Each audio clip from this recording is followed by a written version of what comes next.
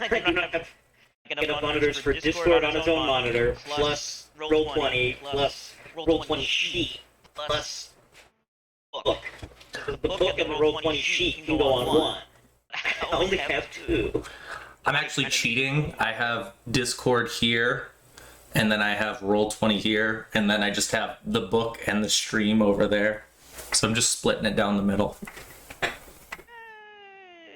I guess maybe that would work. It's not the prettiest thing, but it gets the job problem done. with that is that Roll20's got the giant, like, bar on the side.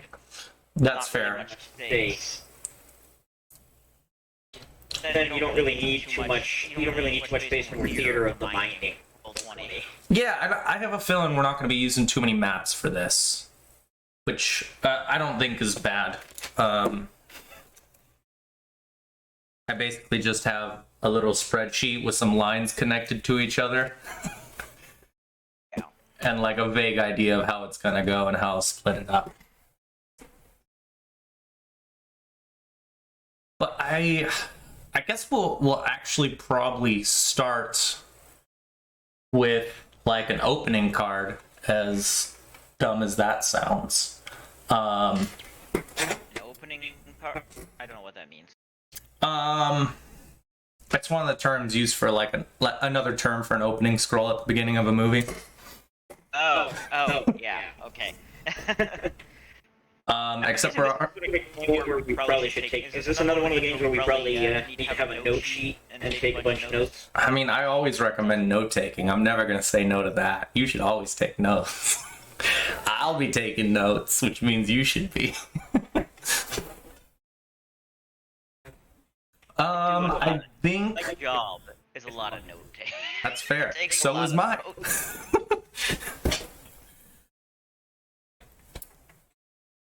It would start with a black screen, and then we'd see some white text pop up, centered but low, and it would say, "The Lunar Arrival." And then we would see it slowly fade into color as we see the upper atmosphere of Earth and dozens of red pieces of debris burning up an atmosphere as it comes toward this plateau. And then a camera would switch very abruptly, unprofessionally, from that to a vision from a tree line. We hear the sounds of something moving in the background, and we see this multi-tiered rock that has a dried up river running by it. And there is this giant piece of metal that has struck the side of this plateau, and you see what used to be a spaceship covering all three tiers of it. The trees that used to be on this plateau up in flames, and there's a large amount of smoke drifting around. I think that's where we'll start. We're going to start off with the Lord Keeper of the Book. Whoa! Yeah. It's a good name. And our first scene with an actual character in it would be probably that same one we just had from the ground, as it pans over to Lord Keeper of the Book. Steven, this would be the time to describe yourself. Alright, so we'll do so. The Lord Keeper of the Book is a very tall man wearing armor that looks like it's well made, but also very worn and made of a lot of sort of things sort of stuck together. Got a helm that covers most of his face right now. And he has looks to be a cloak that's sort of metallic on his back. And then he's got like bags, but oddly he doesn't have the bags on his back. It's sort of like bags around like on the side, like the waist level, like axe there instead. Got a sword. Looks one thing he has that does look like it's improvised or made out of scrap. The sword looks like a proper sword. And he's looking up at this crash. Is like what he has to be surprised, but you can't really see much of his face because of the helmet. Just sort of looking in that direction. And it seems like he was caught off guard by this. Getting slight Mandalorian vibes from this. It's not really his head, but...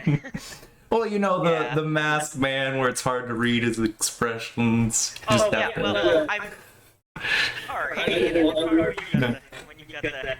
Yeah, and you're a lone wanderer. Well, I mean, I found that awesome helmet, like, in that thing, and I'm like, I was just gonna say he actually has an awesome looking helmet like that, because I thought it was really cool. How do you not go with that art? I think you guys have all sent me pretty good art. Yes, fucking baby Yoda. Yeah, I was about to say, so all he's missing is a baby alien child. I promise there are no Baby Yodas planned for the near future.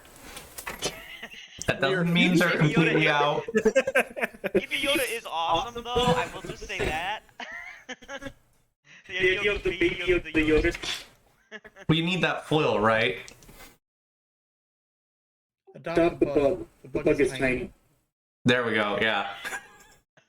We'll just put, Will's character in a little carriage, and you can just scroll him around. Wow. The Lord Keeper, He looks sort of torn, like looks over at the ground. There's some traces of something. He looks back over at this giant rock where this thing fell from the sky. And instead of continuing to follow these sort of like arcings or whatever, he is over there. He starts making a beeline. Well, as much of a beeline as you can make in the sort of rugged forest. But he starts moving towards the plateau instead. Here's a question. Has Lord Keeper of the Book, has he ever seen metal rain down from the sky before? He has seen metal rain down from the sky once. Saw... Well, okay. He's seen something vaguely similar to this once. He's seen a dragon struck down once, and saw a big old chunk of something, like a falling thing that came down and struck fairly near the citadel once. They went and scavenged a bunch of stuff from it after. Like, raw materials and shit. It's lucky. A lot of stuff just burns up in atmosphere. Yeah, they got some, nice, like, metal things they smelted things from.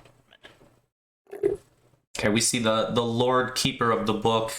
He makes it out of the tree line that he was barely at the edge of, and he starts heading across this open field that leads to the dried up river that you need to cross to get to the plateau itself.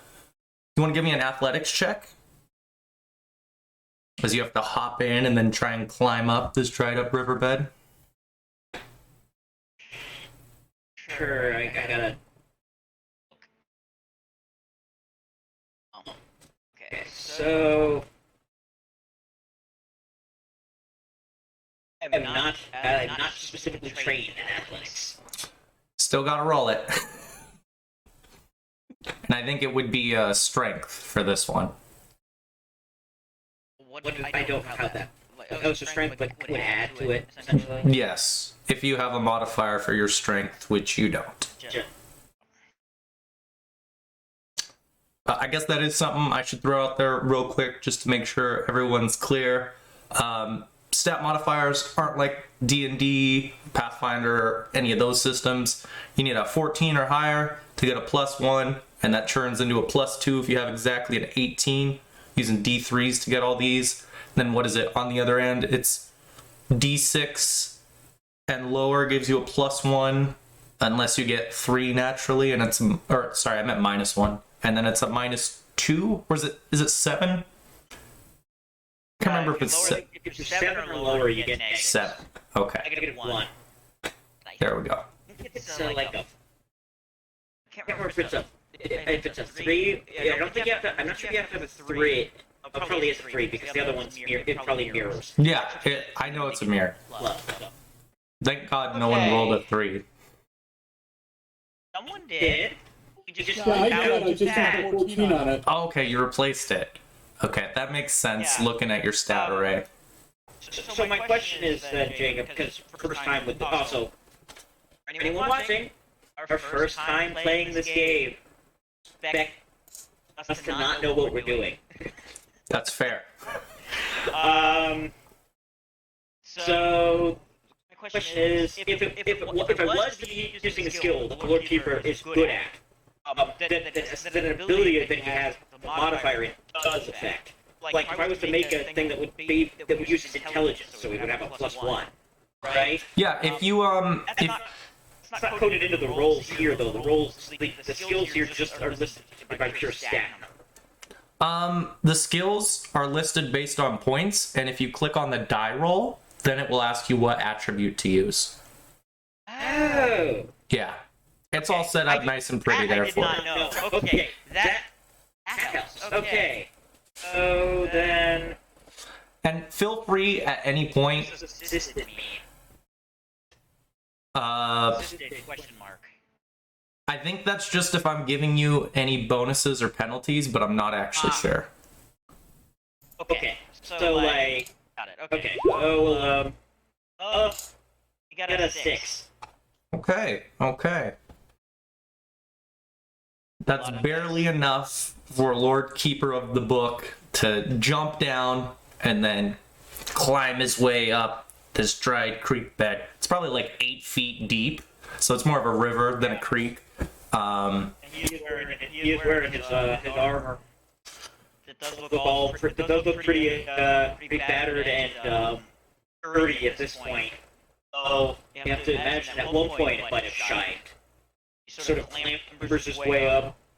He just, climbs up on an arm on top, sort of pushes up with the other, and manages to clamber up. And then, how far away roughly would you say the ship is? The distance. Yeah, the burning thing.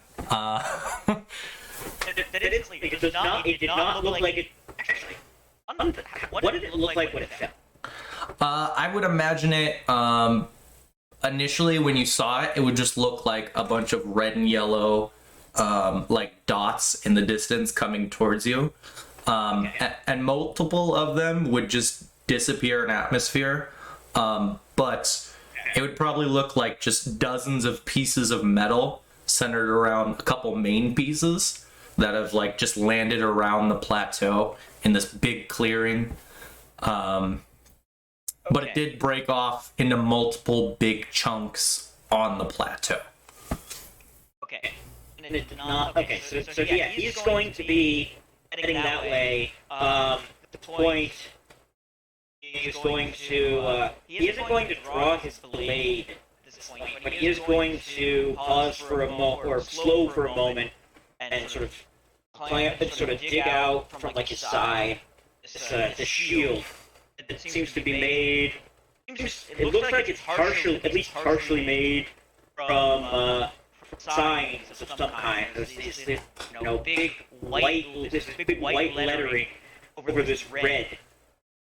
On this sign, on this like shield that's got signs on it.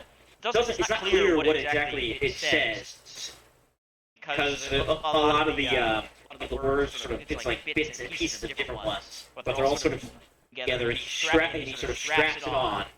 That if there's something, he is ready as he continues moving across towards this mound. The thing has embedded itself. I think we actually get like a bit of a shaky cam. Once you've climbed out, you start preparing yourself, start running over there with all your kit out, and then after a few moments of just trying to show you how vast the distance is between the plateau and the dried up river, you hear howling coming from the plateau. looking at the skill list, I would say you could give me, I think perception check would be the best, but feel free to also give me a survival check. I think that would make or culture traveler. I think all of those could give you things. Okay, so... Right, then he's best at the survival of those. Okay.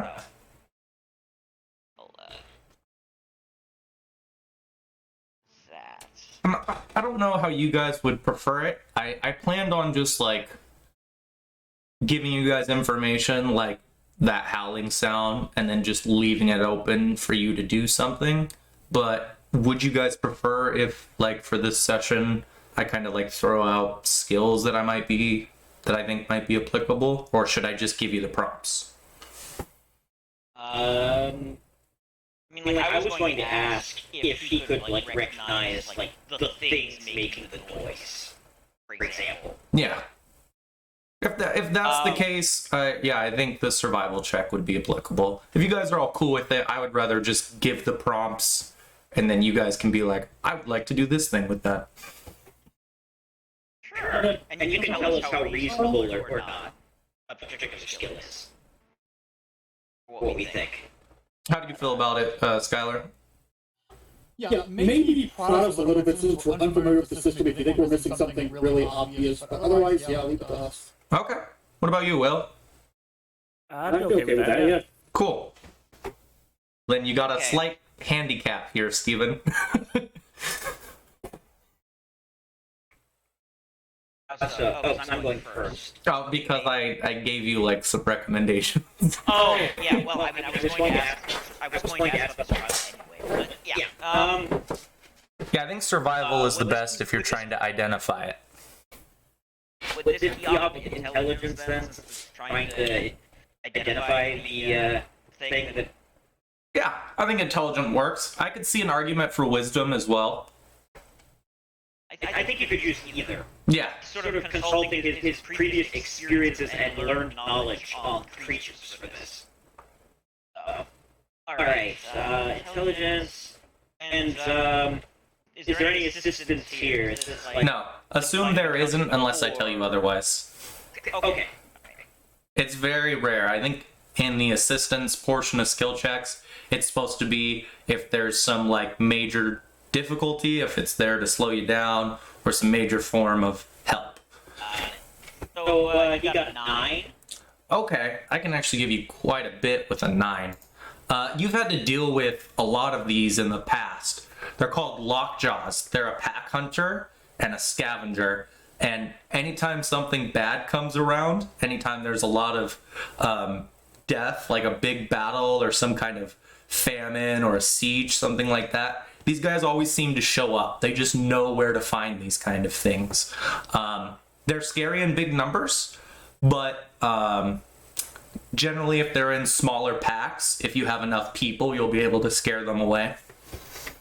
Okay. What do they look like? Imagine a wolf if it had like 2 sets of teeth inside its jaw, and then its legs were really skinny, but had basically like a 3-pronged foot for stabilization, and if all of its fur was like abnormally spiky. Okay. Well, that's terrifying. Sounds freaking awesome. Alright, so he recognized, so the Lord Keeper recognized that. And right now he's on a sort of plane, right? Headed to the plains area, heading towards this plateau, right? Yes. Okay, and he knows this is not the ideal place to be. Out on this plateau, out on this plain, and a pack of lockjaws. Now, he believes that he likely could fend off at least a few of them himself. Yeah. But if it's a pack that's of decent size, then wouldn't be in great position. And in his particular situation, so he's actually gonna pause in his quick movements towards the place. He's gonna take out from his pack his tarp. I believe, if I remember correctly, you can change its colors. I don't remember, honestly. I remember getting really fixated on the different stages, but I think that's right. He's going to take out his tarp, and he's going to sort of pull his tarp over himself like a cape, like a cloak. Okay. In the moldable version, in its moldable form, in its most moldable form, he's going to change the colors so that they match the color of the ground, the dirt. And the scraggly plantlife around this plateau. He's gonna get down. He's gonna move slowly in the direction of the thing. I'm gonna ask for a stealth check. This one. Okay. And I think dexterity Okay, dexterity. or wisdom. I could see both. They're different though. Okay.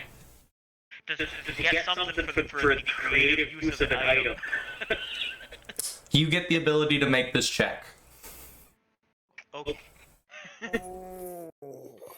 At least, hey, it's a good attempt. It is. He's not good at stealth, but he's trying. Okay, we're gonna health, get off of dex.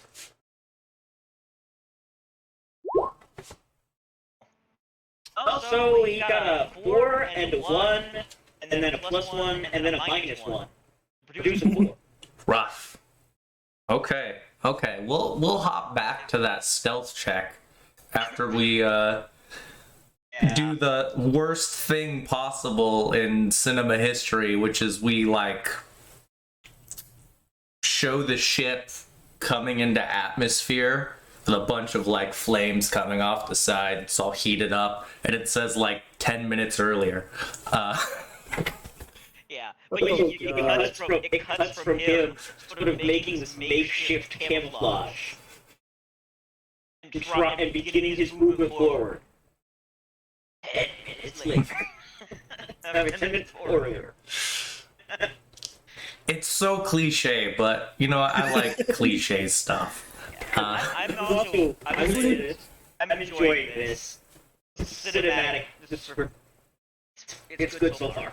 Is it fucking just a early 2000s movie? Maybe this is Iron Legend.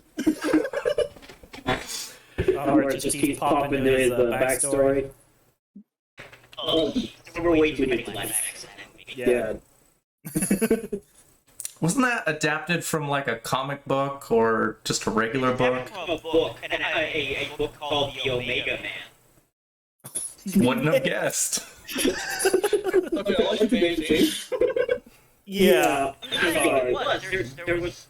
There was adapted. No offense to the writer, but Omega Man just sounds like a really bad, backdrop character. That's an 80s action character. Well, he was the last. The idea was, he was the last man, and it's the Omega Man. Okay, that makes sense. There was a reason for the name, but anyway. I mean, yeah, but it just sounds like a prototype name for Mega Man. Yeah, it's the copyright safe version. I'm pretty sure that book predates the existence of Wouldn't be It's not a new surprised. book.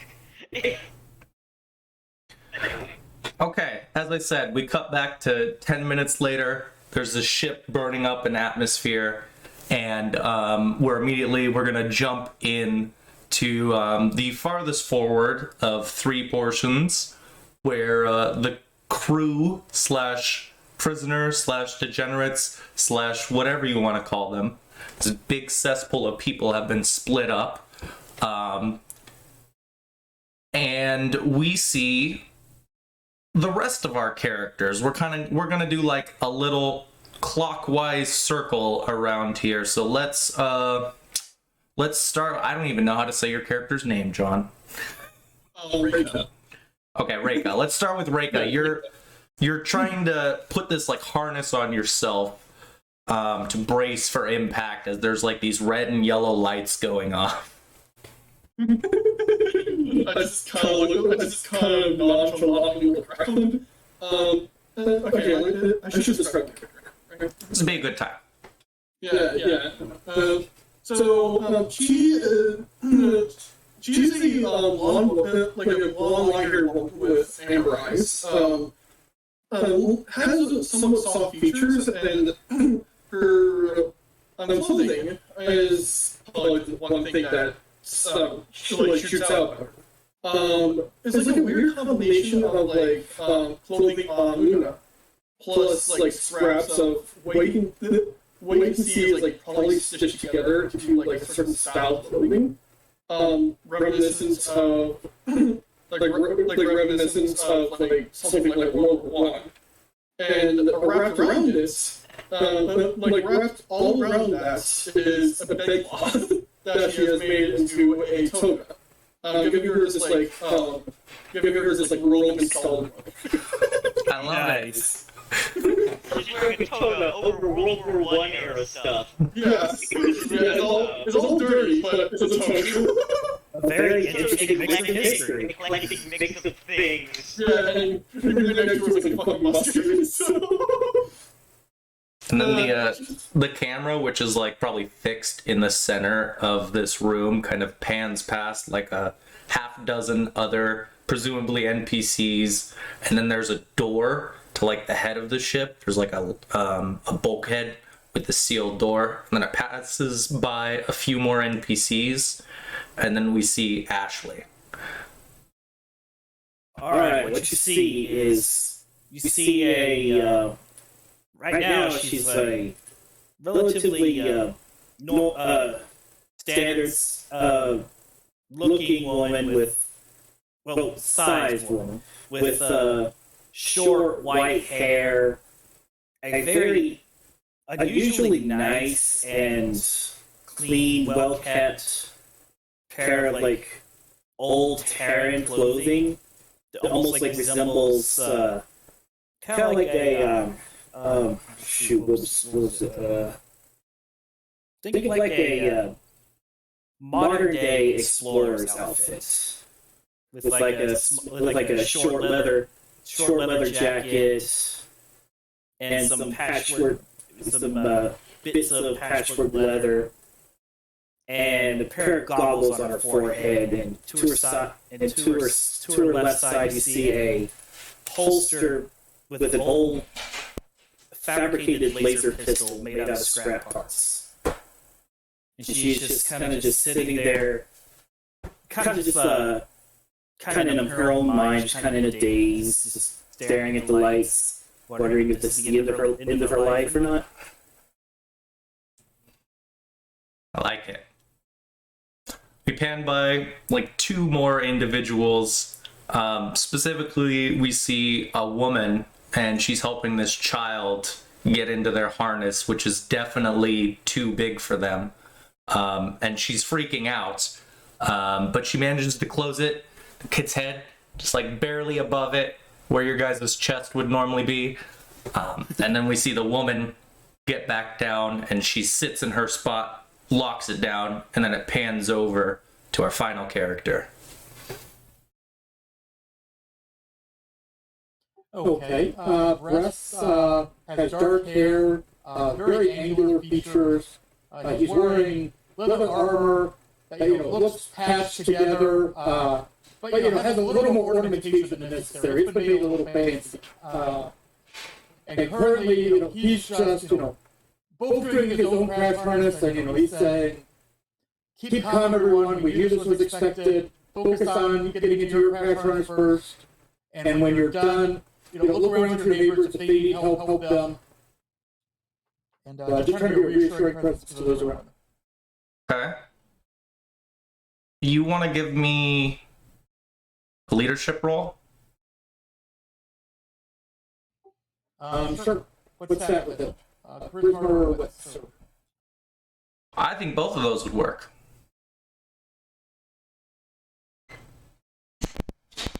I can't wait for the child to go flinging around because it can't fit in the harness. Oh god. I just realized that these skill checks are with 2d6, so a 4 is not nearly as horrible as I thought. As I initially went, oh right, a 6 isn't bad.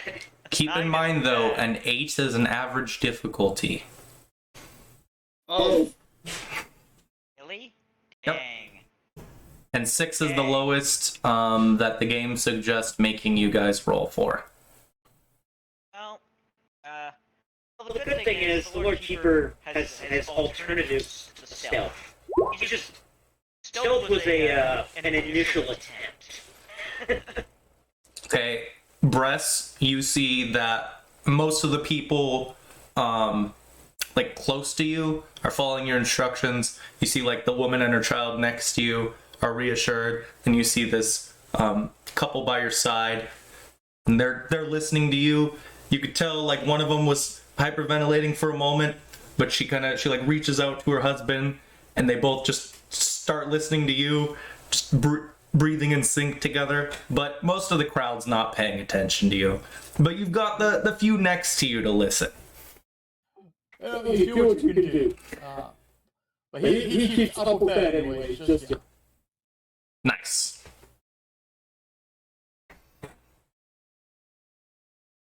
The reason that we're starting here is because shortly after Bress, sorry, I'm gonna have to get used to that. After Bress starts like giving this little speech to reassure those around him, we go back to the outside of the ship, and we see one of the stabilizers on the back. It's wobbling. It's definitely not supposed to be doing that. And we see it break off, and the ship starts spiraling. At first, very slow, but it begins to pick up. I'm gonna ask for physical saves from everyone as like the room you're in starts spinning. oh, Now there's a sound going along with the lights.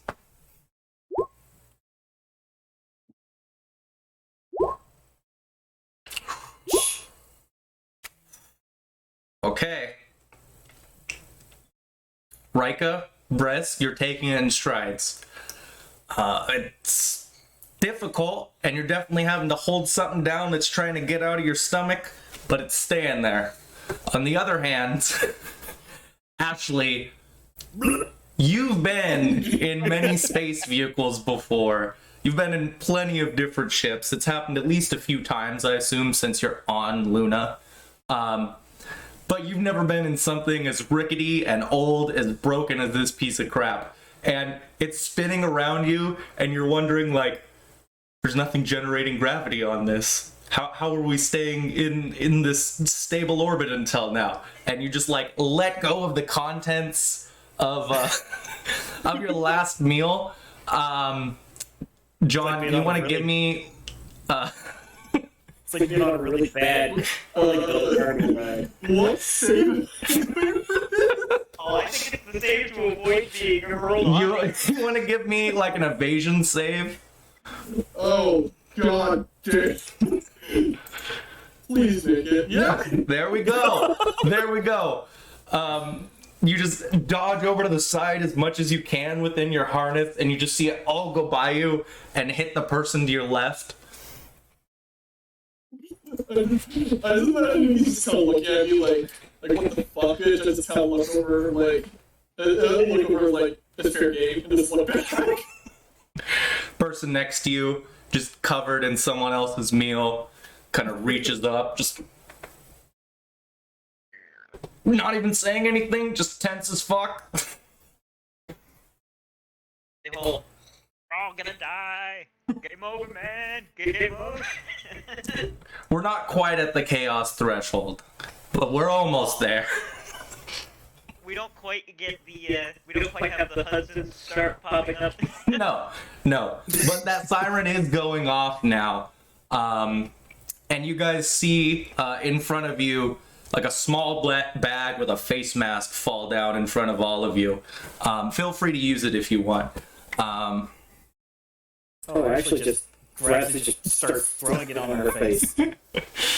You see that most of the people here are. She knows what the bag's made. You see a couple kids try and reach out, but they can't get to their bags. Is there one close enough where I can reach for it? You could probably try and help someone next to you, yeah. Yeah. I just try to reach, like, not even look, you just try to reach for the bag, try to help people. Okay, try and help the person to your left and the person to your right. They get their bags on next to you. They're all breathing very heavily. It's starting to fog up. Doesn't look too great. And shortly after that, you hear a voice come in over the intercoms, which I doubt any of you knew existed because they haven't come to life until this moment. Says, I think we're gonna be coming in for a little bit of a rough landing, and then it like echoes out like it's repeating. And you can like kind of, if you're close to the to that seal for the cockpit, you can kind of in a muffled way hear it coming from there as well. ETA 2.5 minutes. And it echoes through once again. And you see that the crowd once again, even those close to Bress, but definitely to a lesser extent, are kind of starting to get riled up. You hear a couple of them start to like scream. A bunch of them are just breathing very heavily into their mask. And you hear like the small child and her mother. The mother's trying to like console her small child, who at this point has like started screaming. But she's got to the point where, like, I don't know if you've ever seen this, but like someone screams so hard that they like can't speak. So she's gone from like screaming with tears in her eyes just to like crying. Wasting all that water. God. Wow. Just saying. And you guys feel like right after this, you feel the weight distribution of the vehicle you're in dramatically shift, and you start to spin even faster. The bulkhead behind you guys, where you would have boarded on, opposite of where the cockpit is, you hear a tearing sound coming from it, and that's what causes the spin to accelerate.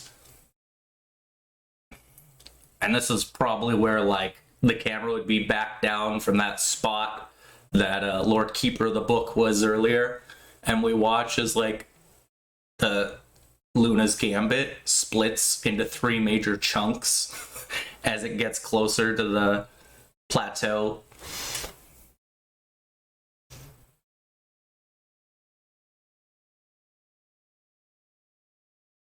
Let's jump back over to Lord Keeper of the Book. He's can just wail along the camel with the camel tarp. His best, but he was never the greatest at the stealth. Never been his strongest point. Received a little bit of like basic, super basic training in that, but it was never the niche that he was that he either planned to go into or was expected to go into. As a result, he sort of knows the principles, but he's not the best at putting it into practice here at this moment. I like it. So he's going along, and you tell me how because I don't know exactly what the plan is, but That's fair. I can sort of envision like stepping on the wrong spot, and like rocks fall, like a rock goes, and then you get like go from like around some other, like around like a couple other rocks, like one of the things like a ghost town, looking around. Or something. Yeah, I think we get like a landscape shot that shows all the distance from the dried up river over to the plateau itself. And we see this one little blob just slowly making its way towards the plateau. And in the distance, we can see just like playing with the shadows from the light above. We see one black figure step out and slowly start making its way towards this blob in the distance. So when you say figure, it looks like little figure look like. Give me a perception check. Ooh. We'll see if you spot it or not.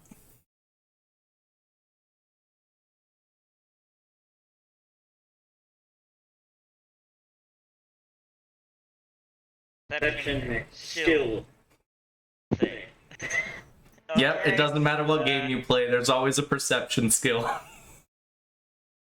It's always a skill that like that doesn't seem to want to give you it doesn't want you to be trained in it. It's hard to be good at perception.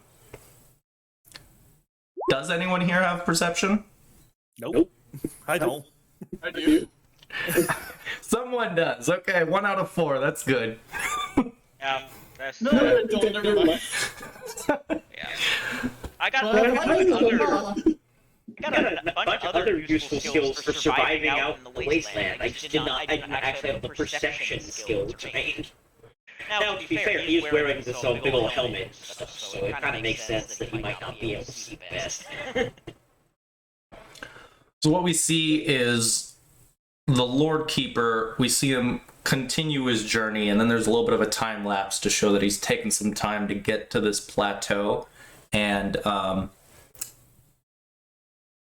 when the time lapse finishes, we see kind of probably a few hundred feet behind him, like along the plateau, peeking its head over a rock, is just a lockjaw, and all you can see is its eyes and this jaw that opens up like this, and you can see its 2 sets of teeth as it just goes, just starts giving a low growl, and we see it turn around and disappear into the shadow. Haven't gotten there. The Lord Keeper at the plateau. The Lord Keeper is going to abandon the attempt of stealth. He's actually made it to the plateau itself. You made it there, right? Why would you need to stealth anymore? Yeah. His goal was to stealth his way towards the plateau. Exactly. He got him in the open when he can have a wall at his back. He's a lot less afraid of the lockjaw. Nice. Yeah, well, he keeps surrounded that way. You know, he's got his shield and his blade between the two of them. No, I didn't say he was going to be surrounded. I'm saying he's probably going to get pressed against the wall. Yeah. Oh, I was saying there is an advantage though to having something solid at your back. Yeah. No. So he's made it there. So how tall of a plateau are we talking here? You're standing in front of the closest portion to you, which is probably at the lowest part of the plateau, and it's about 20 feet up, maybe 25. And I should probably start using meters as a default.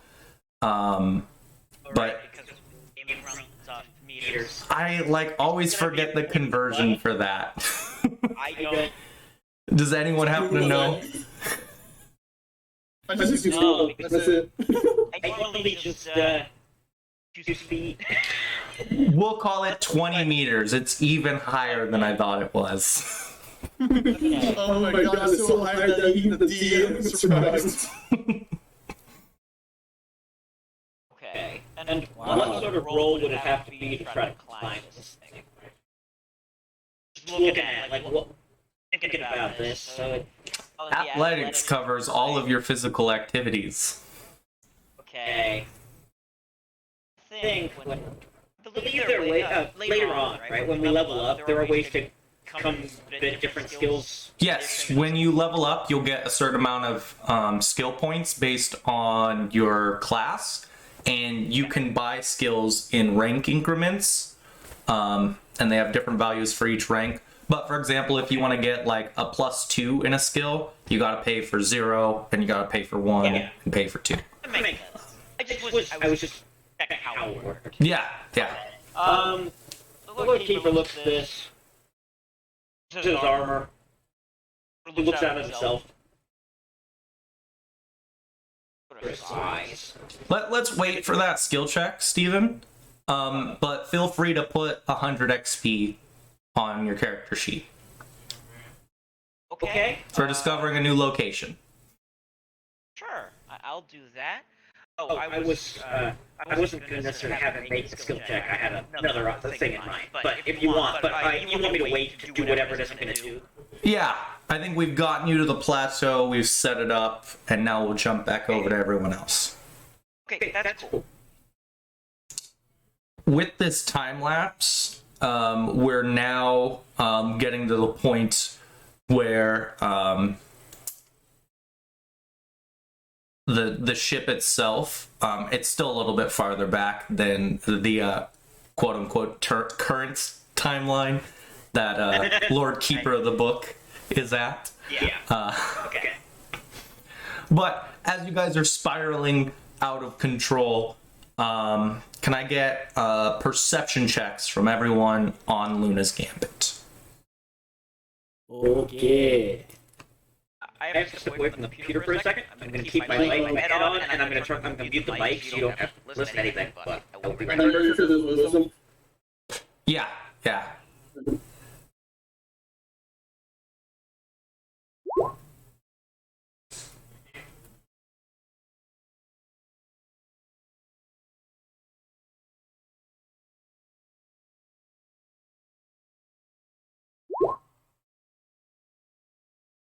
Nice.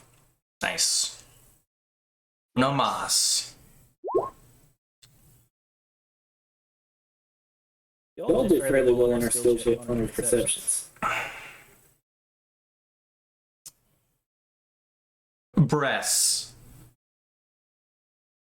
There's this memory you have before everyone got onto Luna's Gambit, where you were at one of the few viewports that can actually look out at this starship as it was being constructed.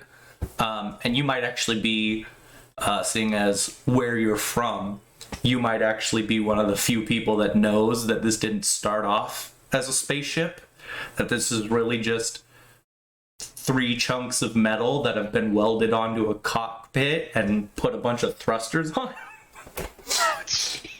Oh god. Jury rigged spaceship. This can only end well.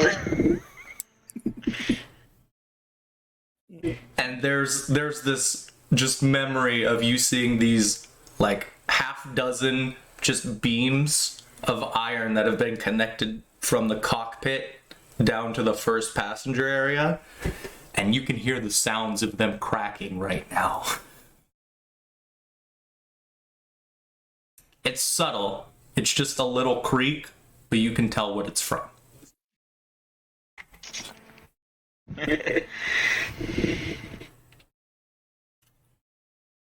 I would like everyone at this point to give me, with the exception of Lord Keeper of the Book, to give me another set of physical saves, and I will give a +1 bonus to Bress from being prepared for this.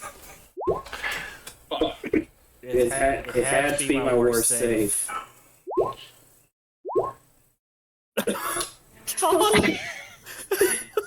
Was that with the +1?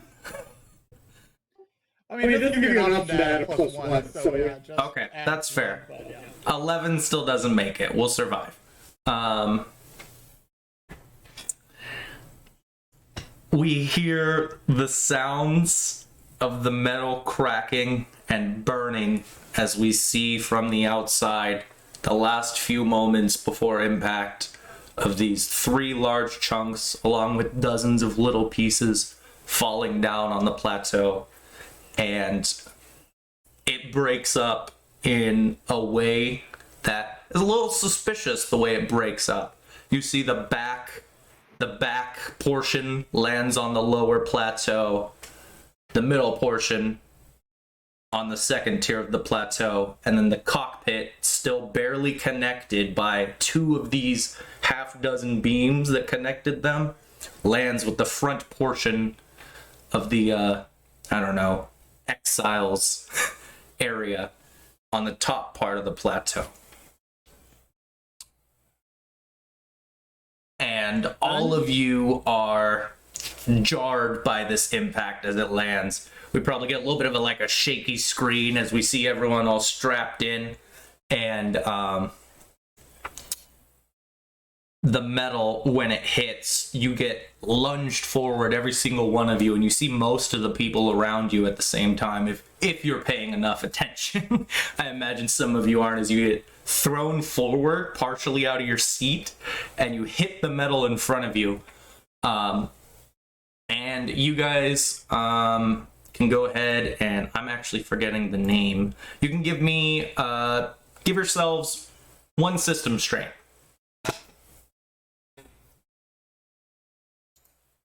I know for some of you that's more important than others, but this is basically to represent that your body has taken a bunch of blunt damage as you hit your own... I don't even know what it is at this point. It's definitely not supposed to brace you in, clearly. Yeah. It's just a trash can. Let's just admit it's just a trash can. It basically is a trash can they launched into space. Actually, wait, Jacob, before we continue, can I ask a couple questions about the surrounding area? Or maybe. Ask your questions and I might have answers. I was just wondering if there's anyone else who lived. With you guys when you hit? Yeah, you guys lunge forward as you hit the ground. You can feel and you hear the sound of metal scraping as you kind of get lunged in the direction of the cockpit. And you can see that it looks like most of the people in here are still conscious, but you can see 5 people in this section that their heads are just face down and there's blood coming off of a couple of them.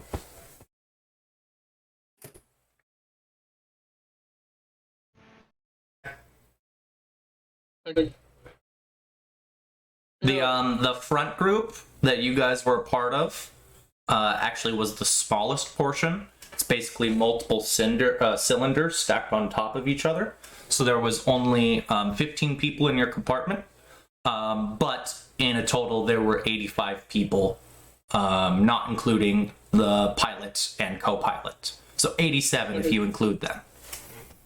Okay, yeah, that's all I want to know. Thank you. Okay. And I don't have a problem with you guys having those numbers. I imagine, at the very least, Skylar probably could have gotten those numbers at some point from someone. And I feel... Sorry, I meant Bress, my bad.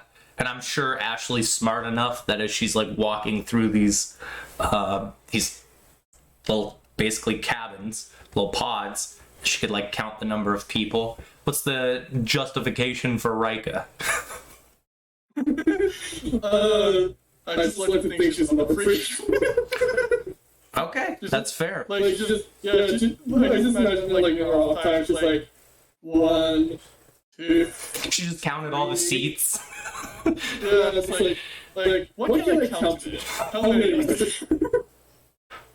I like it. Yeah, I just wanted to ask if there was maybe other survivors than us.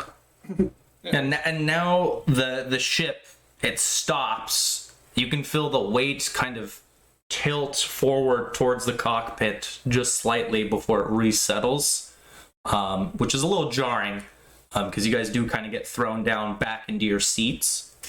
And you can see that door where where you would have gone for the back of the ship, opposite of the cockpit. It's sparking, and you can actually see some smoke coming into the room from a port in the bottom left. where the door should have opened.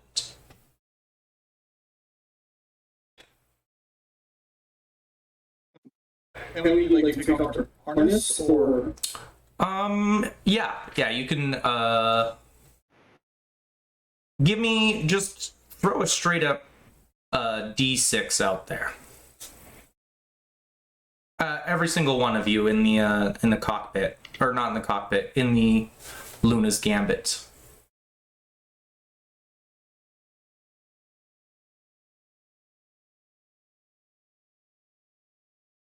That should just be on the left side. There's a little die symbol you can hover over. Okay. Yeah, you all managed to take them off, but you look around and you see quite a few of the occupants, a little over half, are locked in, including multiple of the people who are unconscious, so maybe they just didn't try. Could I go ahead and inspect the unconscious people, see if they're actually unconscious or dead? Yes, I would let you do that. That is going to take a while, though. If you give me a tech medical, I'll give you an answer after we'll see what your role is, and I'll give you an answer after we deal with some actions that the other two are doing. Alright, let me go ahead and give you that roll out. Be intelligence, right? Yeah. I know he's dead. Nice. Okay. We see Ashley going around checking on the unconscious people. What's everyone else doing?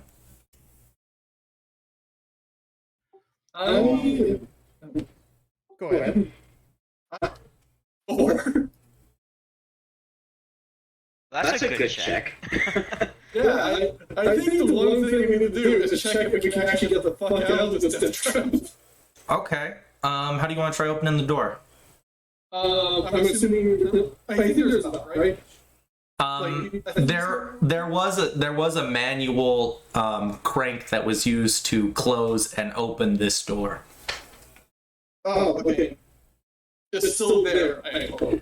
Yes it is. Okay, I'm gonna try manual crank. Okay.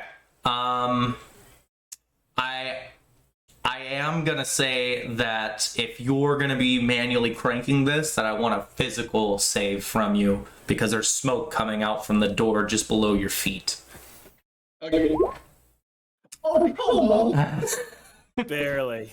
Wait, Okay. isn't there the thing? Couldn't he spend the thing that you can then give him disadvantage? Oh yeah, we didn't I don't think we talked about this much, but I did want to introduce a system along that line, and right as I'm saying this, my chair's lowering, if you guys notice.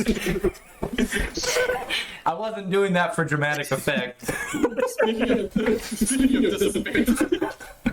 Yeah.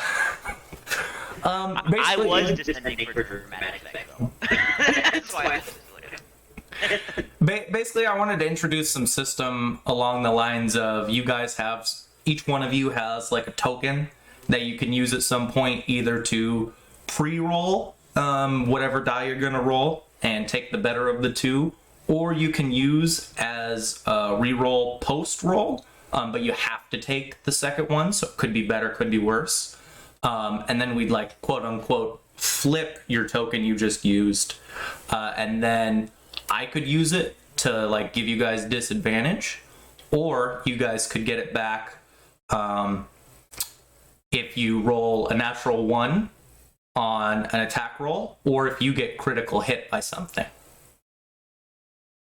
Or if you did something that was particularly awesome. Yeah, if you guys do something really cool, then I would give you your point back.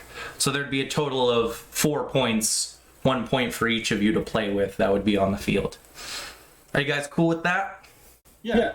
It kind of feels like Risk from Pathfinder. There's a bunch of things like this. I wouldn't be surprised.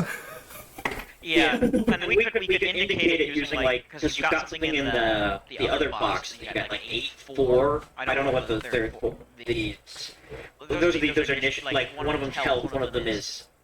Or is that going to be system strain, the red one? Oh, I don't even have that one. That's not even visible on my end. I was just thinking we could keep track of it within the character sheet. Oh, I was gonna say, like, there's those things, but yeah, we could put it in notes. You just keep track of note whether you have the reroll or whether. Or if you got, I can just switch you guys over to the screen I'm looking at. I just figured you guys didn't want to look at it. I could put your tokens up underneath this. That would work. And what you guys can assign them, yeah, just choose a color you all agree on. That is actually the right token. That was completely an accident. Like, I don't know, let's use the red box. Red box is your coin. Okay, I cannot move my token right now. I wouldn't be surprised. Can you click on it though? Oh. Okay. I don't think you've given permissions. Yeah. I didn't plan on having you guys on here. I think I actually don't do that on this specifically. I think I just do it as a rule in general, which I've probably turned off. You can click a token and then go into the token settings and give it sign permissions. Okay, for some reason I thought there was like a bulk way for me to do it. Okay. If that's not the case, oh yeah, because I have to set who it represents. There. It's like 2 clicks each. It's not a complicated process. Skylar's is set up. Will's is set up.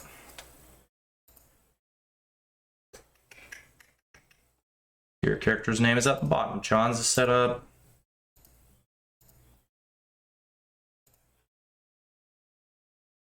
Steven's is set up. There you go, guys. And we'll just use the red box.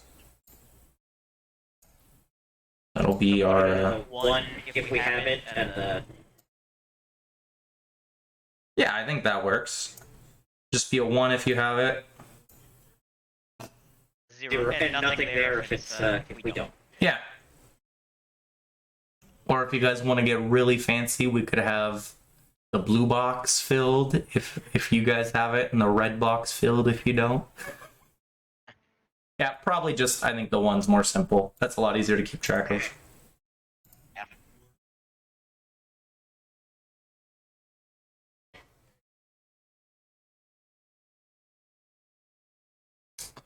Okay, let's jump back to what Rika's up to.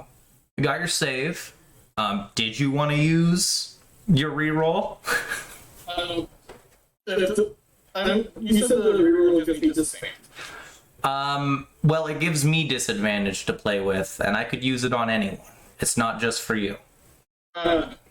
I thought it just gave it to. I thought you could only use it against the person who had done it. Oh, no, it's just a catch-all.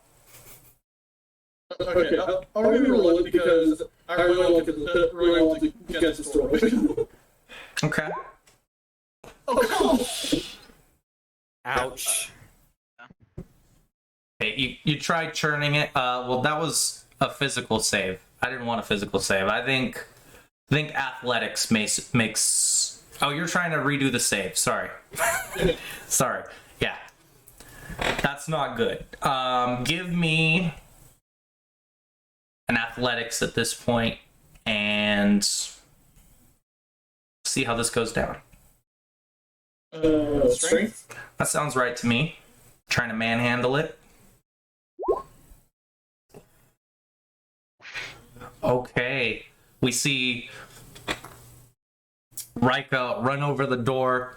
She grabs onto this valve and she tries twisting. We start to hear a cough. What is Bress up to? Bress is shouting out the orders. Having gotten out of his harness, he's looking around and everyone, get out of your harnesses. If you're out of yours and you see anyone out of theirs or still in theirs, help them out. Help the injured get out of theirs. And someone check the cockpit door.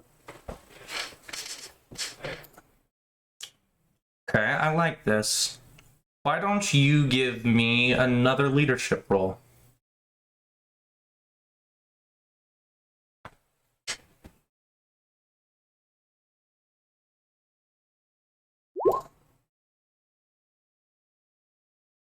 Okay. You see, like a really big swath of the people kind of take note of the speech you're giving, and they do start helping their neighbors. You see them working more as a unit and focusing a lot less on the disaster that you guys are in right now. You have calmed the crowd around you into something that's not a mob. Giving them their wish. They're not in a complete panic anymore. It's not a particularly large group because they said there's 15 counting you guys in that room. So Oh, I thought oh wait. Oh, never mind. Yeah, there's only 15 in this room. Yeah, no, I thought you said something else. So I was like, oh wait, no, you're right. and then some of them are unconscious. So there's not too many people who are probably awake and doing stuff. People slapped awake. Including the 3 of you, there are 10 conscious people right now. So There's 5 unconscious people. Or 10. Don't know. We're gonna jump over to that, actually. Well, you can tell that the 2 people with the blood pouring out from their faces, they're definitely dead. It seems like it's some kind of internal trauma that, because most of the blood has come from their mouths. But it also might have something to do with the force you guys had from coming down to the atmosphere so fast, or maybe even the impact, because their noses and their eyes are a little bloody. But the other 3 that aren't covered in blood, they seem to just be unconscious, though their state is worrying. If they don't get medical attention soon, they might not last. Okay. Don't have a first aid kit. Could I apply for? Could I try to apply like first aid without a kit? Yes. But there's very limited resource for which you, or like a limited degree for which you can do this. I probably have it pinned here, but as you can tell, there are quite a few of these. I think it specifically addresses it underneath the medkit. I don't know where items start. 129. Because I think it tells you, like, hey, this is what a medkit does, and this is what happens if you don't have it. Okay, I'm almost there. Give me a second. I probably should have had the medkit ready. So medkits just give you a bonus. Okay. Okay, I see what this is. Yeah, so you can just, you can straight up give me a roll right now. And the longer that they're in this state right now, the harder the check gets. Okay, so yeah. Immediately going to try to apply some first aid, kind of check bruises, try to pop any bones back in place that needs to be popping, that needs it. Okay. Let's start with the first person. These are always going to be in tech medical. Alright, first roll. You have like you put a stat, you put a point in it, didn't you? I have 2 plus. Intelligence, yes. Do you have an 18 intelligence? I'm sorry? No, he put a point. Oh yeah, the modifiers. I forgot about that. So he functionally has 18.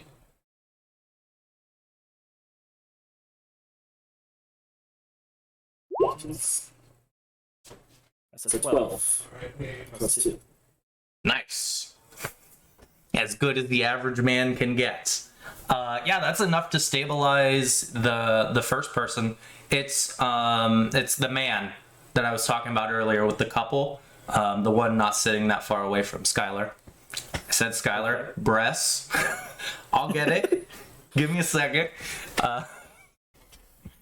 Would you like to try helping out his significant other? I would, yes. Okay. Give me another tech medical. Alright, let's see.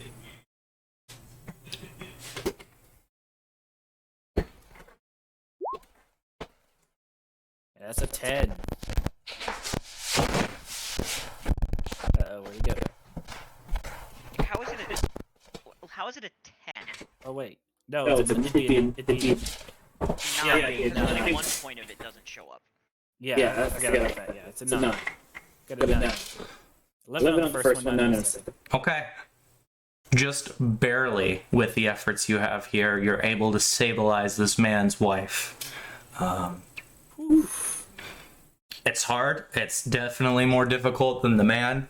She's probably, it's probably because of the amount of time, her wounds have had more time to progress. She was definitely in a worse state. Would you like to help the final person who is unconscious? I would. Okay, give me one more tech medical.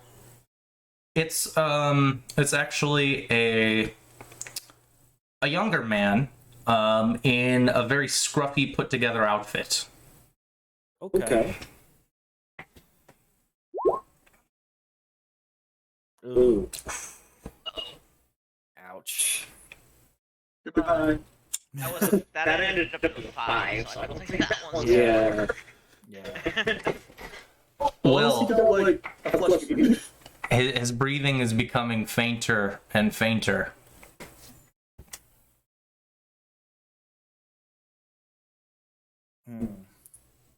Doesn't seem like he has long.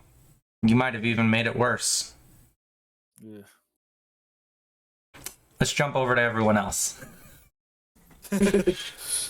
Let's actually start with Lord Keeper of the Book. Okay. So he's at the bottom of this plateau, right? Yeah. He's made it to the base now. And how difficult to climb? Does it look like a hard climb, or does it look like it's fairly easy climb? Does it look like there's a bunch of places you could climb up, or is this like a fairly sheer? Maybe. No, it's uneven. You can tell that the rain and the wind has shaped this very aggressively. So, it's still a climb, but there are plenty of places for you to stick your feet and hands. Hopefully places that don't have anything in them. I'm just thinking.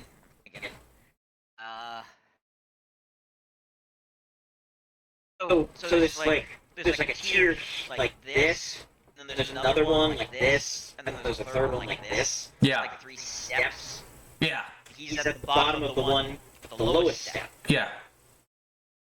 And the part that everyone else is at the top, just to make sure. Yes. Okay. I don't know that they're like in character.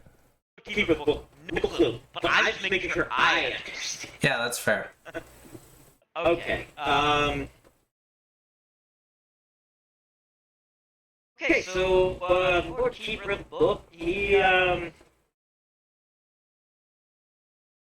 make a can he make a survival? Try to see if he can see any unpleasant things that might be lurking in the looking to see does he see any poison snake dens or things like that on the clearly climbable path? Okay, yeah, you can give me a survival check for that. Okay. See if there's any signs of the kind of things you want to avoid on your way up. Attribute. I feel like that's wisdom as a default, but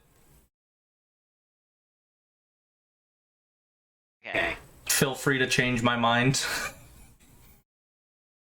I mean, it's one of those sort of classic debates whether it's wisdom or intelligence for looking for signs of things. It's up to you. Whichever one you prefer. I can see both.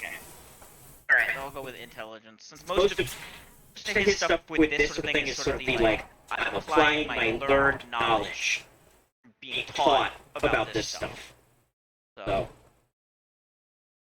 Right.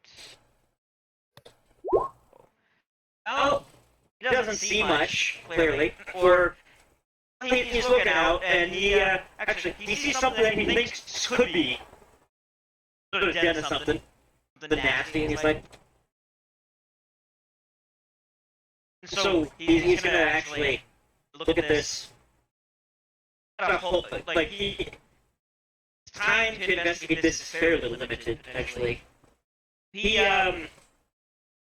sort of creaking, groaning noise is back.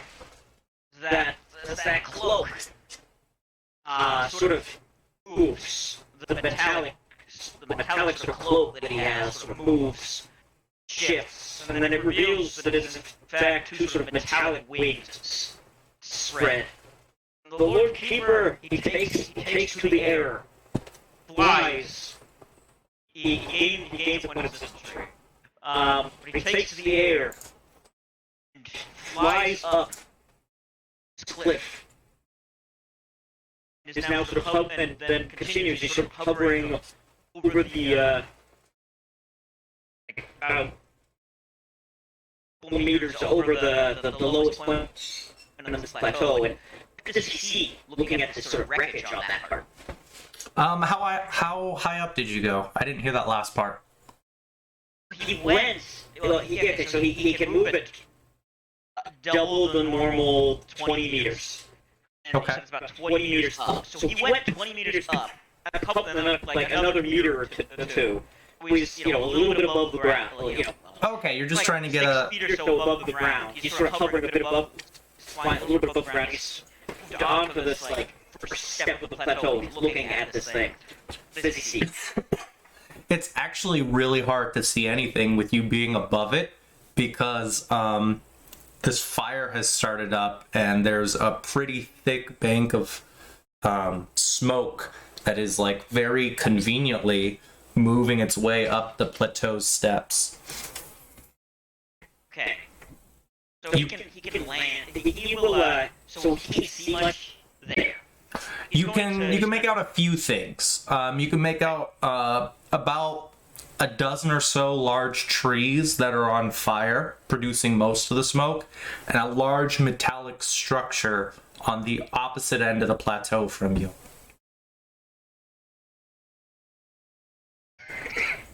Opposite end of this step of the plateau? Yeah. Okay, so he is going to will descend, so he's just a bit above the ground now. He's close to the ground, but he's still moving more quickly. Sort of metallic wings, sort of, spread, sort of like does that thing where you sort of skim on the ground, like you're moving pretty quick, like zooming forward. He's flying quickly over towards this metal structure on the other side of the plateau. Okay. Give me a navigation check.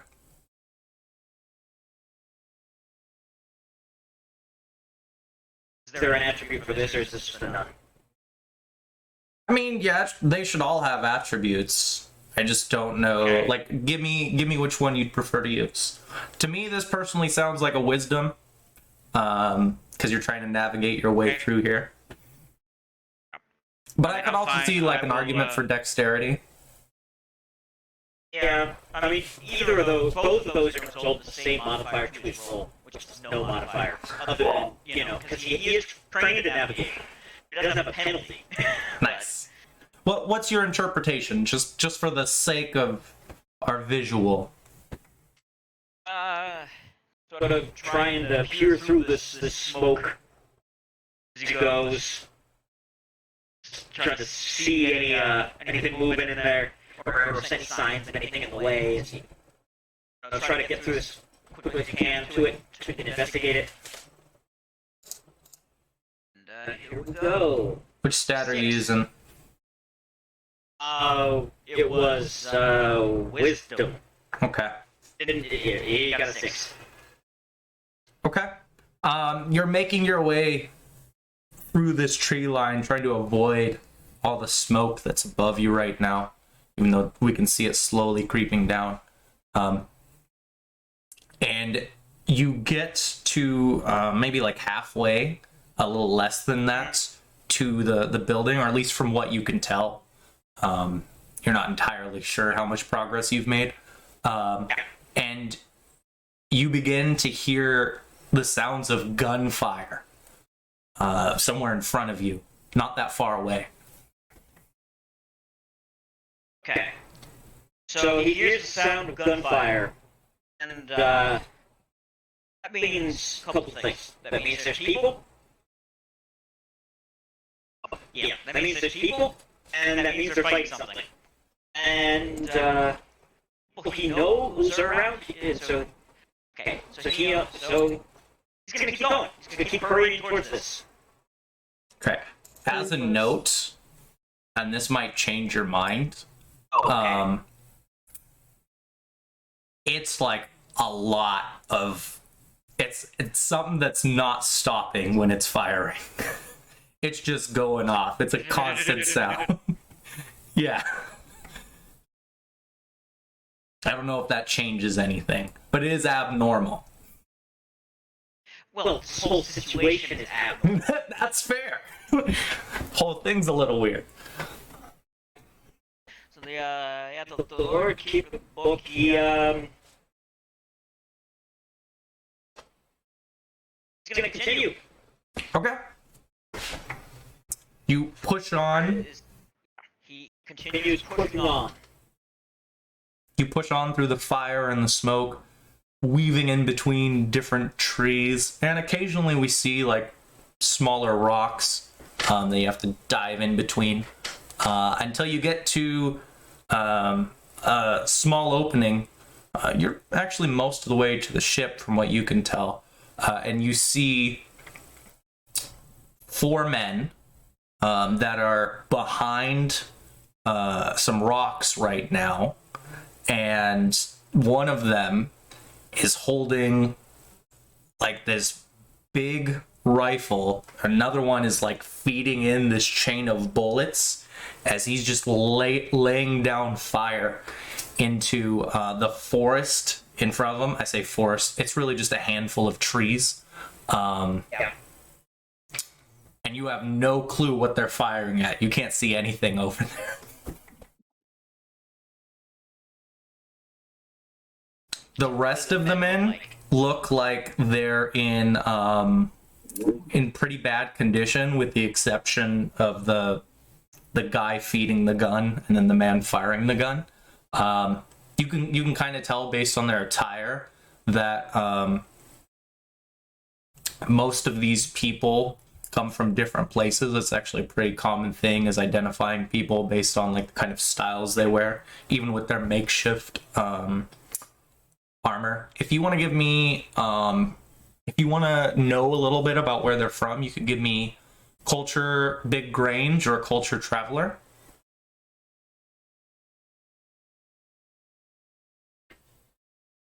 Might be able to give you some information from those.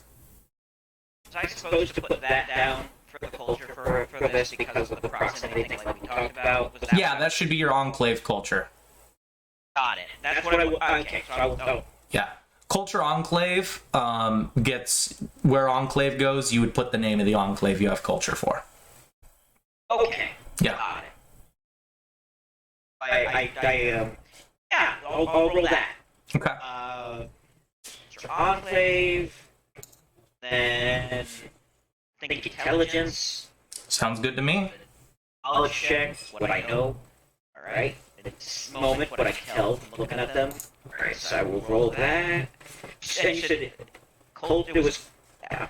I think that I don't have any other skills that would apply for this one. So here we go. 6. Okay. You can identify 3 of the 4 men by their garb. Everyone except for the man feeding the bullets into this heavy machine gun is from the Big Grange. The style's consistent. Though you can tell the 2 taking cover are much worse shape than the man with the heavy machine gun. Who you notice is a little bigger, though, like us as the audience watching the show kind of expect that from whatever guy's wielding the heavy machine gun. Yeah. So when you say he's big, do you mean he's like... He's muscular.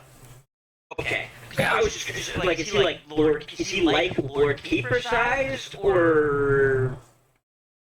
The Lord Keeper, he's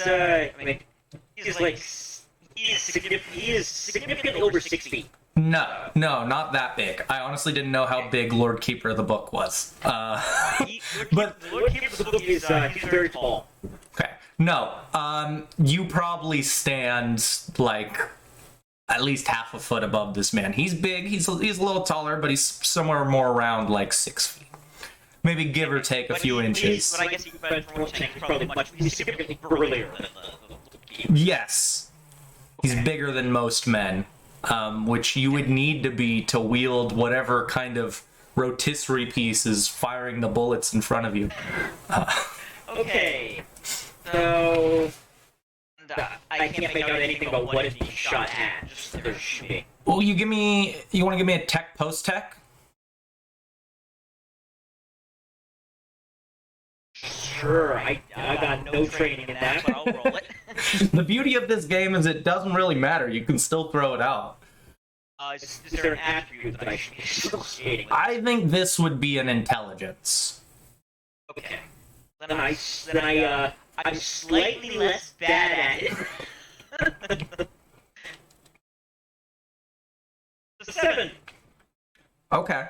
I'm not going to give you specifics, but this is most certainly like the fastest firing gun that you've ever seen. Things don't fire this fast, and you don't want to be on the opposite end of it. Okay. Funny thing was, I wasn't what I... Okay, cool, I know a bit about the gun. I wasn't asking about the gun. I was asking if I could see what they were shooting at. Oh, okay. I thought you asked what they were shooting. No, I mean I know it's a gun and I know it shoots fast. Okay. That's fair. That's my bad. I misheard you. But hey, that's good knowledge to have. That is the sort of thing you might know too. That this is a very unusual gun. Definitely. If you give me a perception check, trying to figure out what they're shooting at. I get it now. Okay. Attribute. Guess this one would be wisdom probably. Just from looking. And Yeah. this is if we're applying the D&D logic. Yeah. Yeah. Okay. Why not? Right. That seems right to me. I rolled bad. I do not know. You have no fucking clue what they're firing. They're firing at a line of trees that's cast in shadow and flame. If I hear anything other than the gunshots, like your screams It's- or anything. Even though you're probably about like 30 meters from this small clearing, it's still hard to make out anything besides the sound of the trees burning around you and the gun going off. Okay. I think we will leave with a little bit of more sounds of gunfire as we transition over to the people stuck in a coffin. Okay. Yeah, Lunar's just having a nice time. We're just here trying to find our little... Yeah, I'm definitely having a nice time.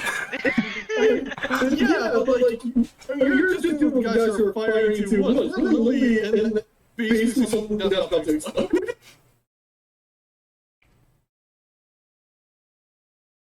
So, which one of you wants to go first? So, I would like to add that I did not realize what these did at first. Otherwise, I would have used it right after I failed my skill check. But to save the guy I failed to save, I'm going to give him one of my patch slips. Okay, that's fair. We can just justify that, like, in lore, as you like pulling out one of your packs. You're all hopped up on adrenaline. You just pull the patch out, slap it on him. Yep. I believe it wakes them up instantly. Rather than after 10 minutes with the typical first aid. Yeah, he's gonna be better off than, because you're using the pat stem, right? Yes. That is some good medical nanotech fixes them, right? Yeah. It heals 4 regular, heals 4 HP, but it reduces mortally wounded people to 1 HP and wakes them instantly. Okay. Patch stems function as a aspirin. Yes. They're a regular stim as well as like Sunday morning stim. Yeah. It's like it's sort of like a stim pack.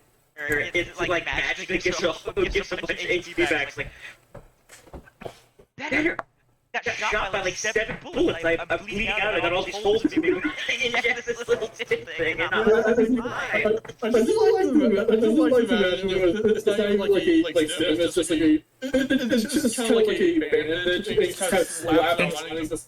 The guy kind of just like That's actually my fault. I keep thinking they're patches, and it's because of the patch stim specifically. I keep thinking it's like a nicotine patch, but they're actually like a little can that you just spray on the people.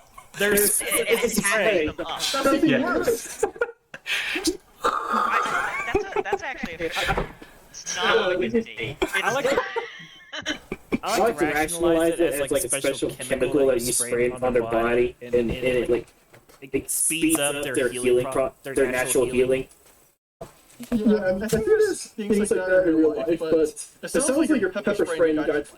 Yeah, you administer it very carefully over like his rib cage, where you can see it's been bruised by the brace, and you can visibly see the bruises like disappear as you spray this down. Yep. It's like the nanites go in and they start like clearing away the bruises, like the dead blood, and patching up the places where the internal organs are leaking and Exactly. all up. Yep. It's techno magic. While at the same time making sure that guy doesn't suffer any dyspepsia. And I don't know if you already did it, but if you haven't, make sure you take 1 dose off your sheet. I Okay. And as you do this, there isn't, I know you guys are expecting like the man to jump up and be like, but you just feel his pulse and you can tell that he's stabilized. And it takes a moment, but he does, he like looks over at you. I'm gonna roll a save on his part. because it's a stem, he does take 1 system strength. Yeah, he looks over at you, and very weakly you can just hear him say, as he like looks down his chest, he just says, "Thank you." He doesn't say much, he just kind of gives you a thumbs up. The man doesn't get up. You just see him, he like lays his head back down. And since he's alive, I'll give him a little bit more description. I was convinced the way that was going, he was gonna die, because it gets harder each roll. And he was the last one you got to. Yeah, I'd say like a younger man in this patchwork leather jacket. He has hair about my length, but imagine he didn't cut the sides or the back off, so there's kind of a little bit more there. Still straight with a little bit of curls on the ends of them. And he has this like kind of thick beard, but imagine the like scruffy ones that like some kids grow when they're younger. So there's probably like a few patches missing on it. But it still looks pretty thick. And he's wearing, you see that like he actually, and this is probably the weirdest part about him, his shoes are made out of the same stuff that his jacket is. And you can tell these are like the 2 highest quality items he has on him. He's got like leather jacket, leather shoes, deal. Nice. I imagine that they're makeshift combat boots. There we go, nice and heavy duty. And otherwise, he just has like pretty simple garb. Like his pants are very raggedy. Maybe you see like a few pieces of metal put in key spots, like maybe on his knees. And just a very simple undershirt that looks like someone stitched together. But he's down on the ground now. What is Bress and Rika up to? Still opening the door. You want to try again? Okay. There, we can tell as we pan over to Rika that there's now like a thin layer of smoke at the top of this building. Yeah, this is why so physical save again? Yes, definitely. Oh, I got lucky. Nice. Okay. Athletics, strength. Please work the same. That is not enough. We still see Reiko over here. She's like cranking it, and we see a little bit of progress, and you probably even hear the sound of metal screeching. And you see the door for a moment. It begins to lift up in front of you, Reika, and some of the smoke even comes out. But then you let go, and it comes back, slamming down. Boss, What about Bress? Just to confirm the space form, so we're at the front of the ship. It was. So we've got the rear door in the back that's leaking smoke. Is there a front door to the cockpit? Yes, on the exact opposite end. Then he's going to go up and check that door. Okay, this door is actually the nicest of all the doors you've seen. This used to actually be connected to the what is now the cockpit, was actually at one point like a lunar rover. So this door is from that. It's sealed.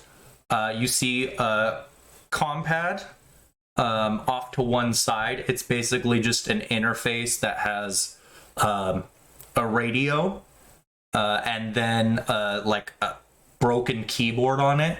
But you seem to recall it being broken before the crash. Is there any obvious way to open it, or is there just the compad? I would say that's the most obvious way to interact with it. Then I mean, yeah, Hero hit the compad and say, we've got smoke billowing in from the back. Can you open the cockpit door? We might need to exit out of the cockpit. You hear this crackling coming over the line, and you might make out a few words from it, but you can't get any like clear communication. Like, you hear the pilot you heard over the radio earlier, but you can't make out what he's saying. Then he's just going to try pounding on the door and, trying again, maybe keeping the message simpler. Open, open, open. Okay.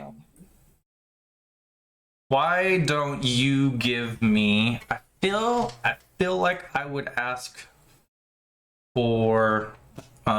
if you want to just mess with the door, you can give me like a straight up athletics. Or if you're trying to get... if you're trying to get someone on the other end to listen to you, I feel like that would be persuade check.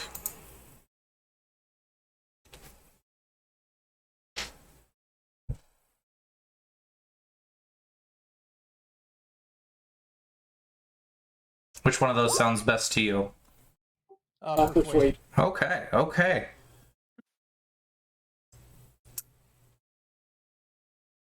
You hear the pilot's voice again, but you can't make anything out because it's still mostly covered in static.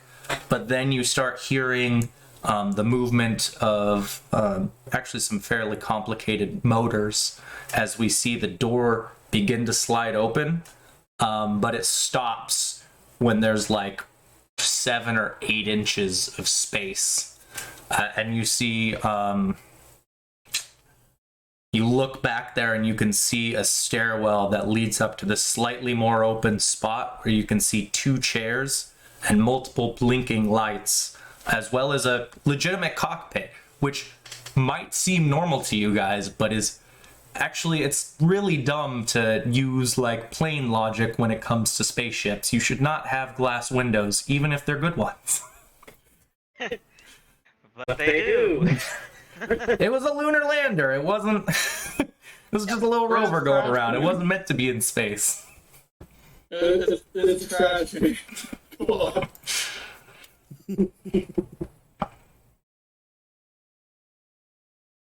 do you want to do with that, Skylar? Well, the Brist's just going to call back. I need a couple of strong men up here. We're going to need to help getting the door open and get up to the cockpit. Okay. I would honestly probably ask for. I would ask for another persuade because people are doing pretty bad here right now.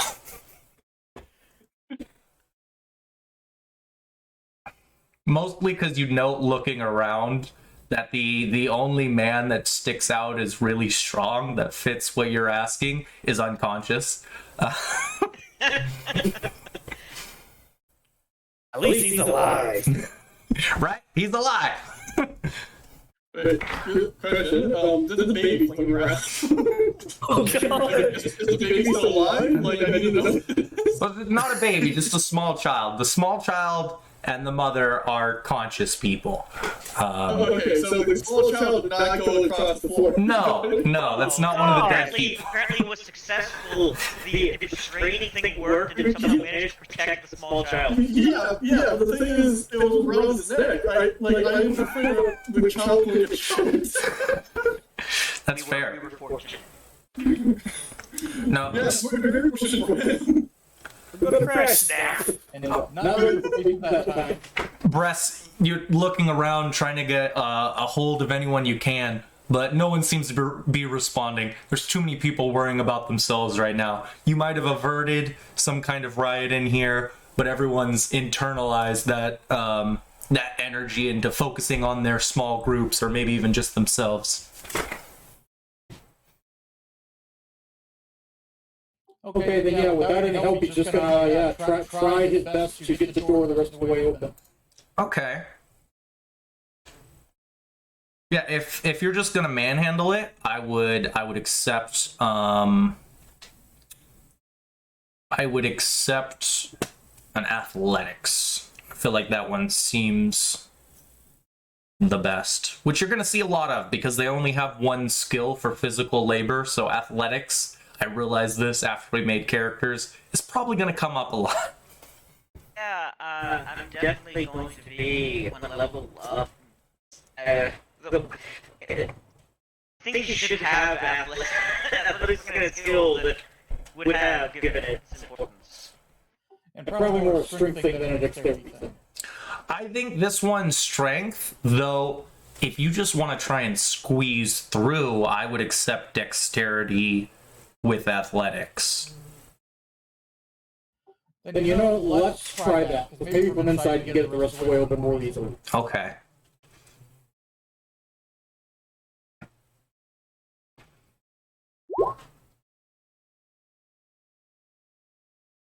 Okay, yeah, that's enough. You just suck in your stomach a little bit, turn to the side, and you start squeezing through. It hurts. It's a little painful, but you manage to get your way in. Double sixes. Nice. Nice. 1 in 36 chance of that.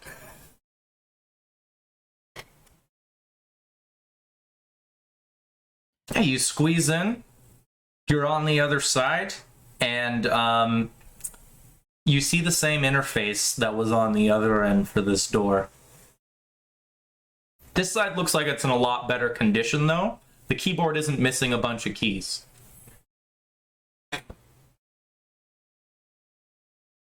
But no sort of manual release or anything evident? No, not down here. Though you are in this very small space, like no larger than the desk I'm sitting at right now, like a 2x5 probably is how big this space is. And behind it is a small stairwell, maybe like 10 steps that goes up to the cockpit. Well then, before trying to mess any further with the door, he's going to try going up to the cockpit and checking on the pilot and seeing if he can get the pilots out. Okay, as you get up to the last few steps, you can see that one of the windows has been shattered, and there is a black, very thin spike. It almost looks about the size of a Bowie knife. That's sitting inside one of the gentlemen on the right-hand side of this cockpit. And the man you heard over the radio kind of just leans over as you walk by, and you can see he has a couple spikes in him as well. He's got two of them. One's almost dead center, maybe a few inches away from, I don't even know what that's called, the little hole you have where your throat is. I should know what that is, but I don't know. It's the place where they give you oxygen, right? Isn't that place? Or I think so.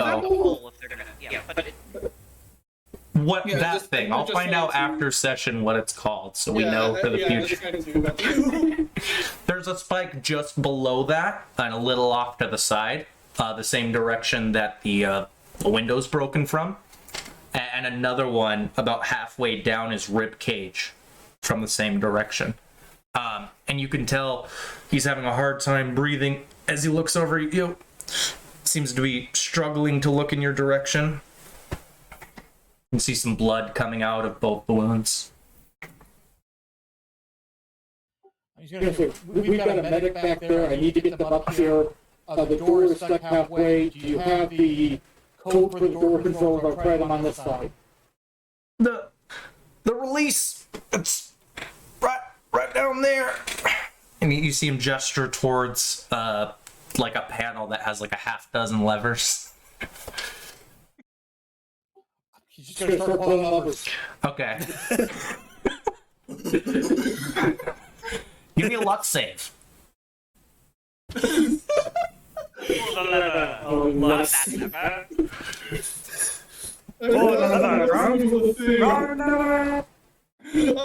god.